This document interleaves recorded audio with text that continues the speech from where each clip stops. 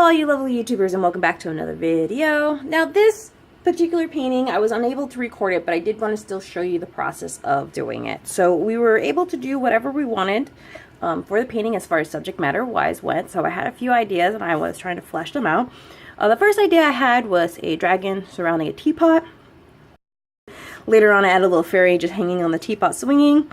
I had an idea of evil nesting dolls, which I still want to do this one later on. I think would be kind of fun. A little witch in her greenhouse taking care of some plants, and I went with the dragon with the fairy, and that was the first real rough sketch of it. So I went ahead and blew it up big enough for 8.5 by 11. So it ended up being this guy here.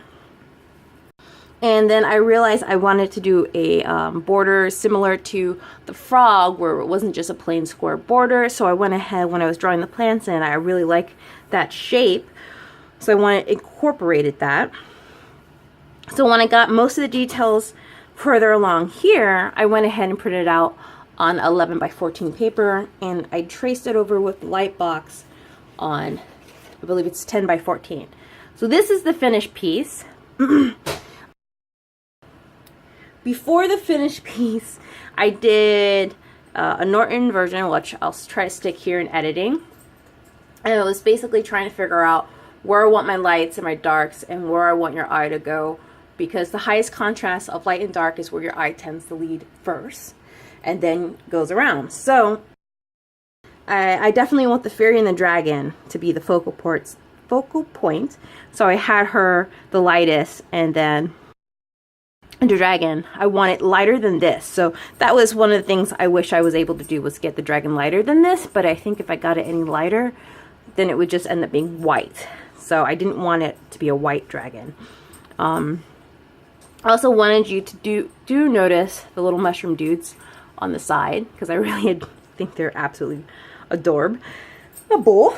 And yeah, so, and then the waterfall, I think I wanted this to be a little bit darker, but I didn't have the time to really do a lot of layering that I wanted to do, and I wanted more detail in here, but then darker over here.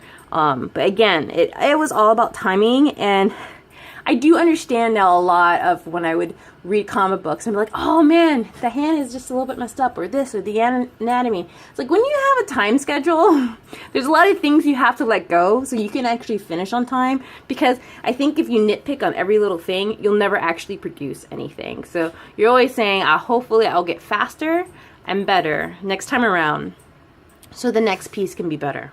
So here I was talking about last week, sorry about that. Last week I was talking about doing some new techniques, and that is actually the embossing here on the teapot. If you guys can see it, I'll bring it up. I used embossing powder there with a stamp, and this actually has a little bit of texture, and I played with it here first, and I have different other test sheets that I gave my mom so that she can use in her junk journal. This is the one I kept. I was seeing how it lays on watercolor, if putting watercolor on top of it, if it will cover it, all that fun jazz. This is like a blue embossing powder, and you use I use Versamark ink.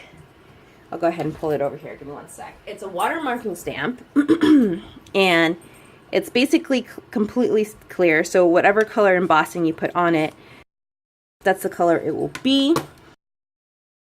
I use blue because I wanted blue in the teapot, tie into a lot of the blue in the back area. And then if you see on the dragon, he has a little bit of foil where his scales should be. So I'll use that. This is gouache and watercolor. The background, because it's so opaque, it was gouache. I did use watercolor on the rocks, and the blue, everywhere you see that like almost cobalt blue is gouache. I mixed two colors together. And then the teapot is gouache as well, just because I was going to do it watercolor like the lid and stuff, but because I did mess up on the embossing, so it was like really my first time really doing it. I had no idea what I was doing. I got it on the dragon a little bit, so there's a little bit of gouache here just to cover it up. And then I made the teapot gouache because there's 2 times I tried to stamp it there because it didn't stamp well enough. So there were some mess ups, but you can't really tell because gouache is opaque and it actually went over it, which was really nice. But watercolor would just disperse away from it.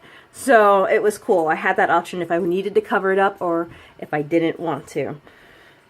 So yeah, this is my final piece for mixed media.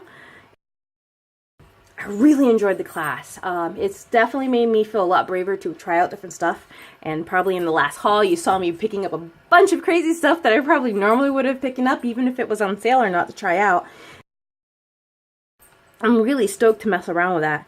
And I wanted to post this for you guys. I hope you guys enjoy this video. I know it's not a process painting where I'm actually painting and stuff like that, but I still like to see other artists work. And I think it's neat that you guys can actually see the foil there moving around and all that fun jazz. If you guys have any questions about the materials I used, that if I didn't go over it or need a name again, let me know and I'll write it down below. Other than that, I hope you guys enjoy. I know it's a short video this week, but short and sweet. There's never anything wrong with that. Thanks again for staying to the end.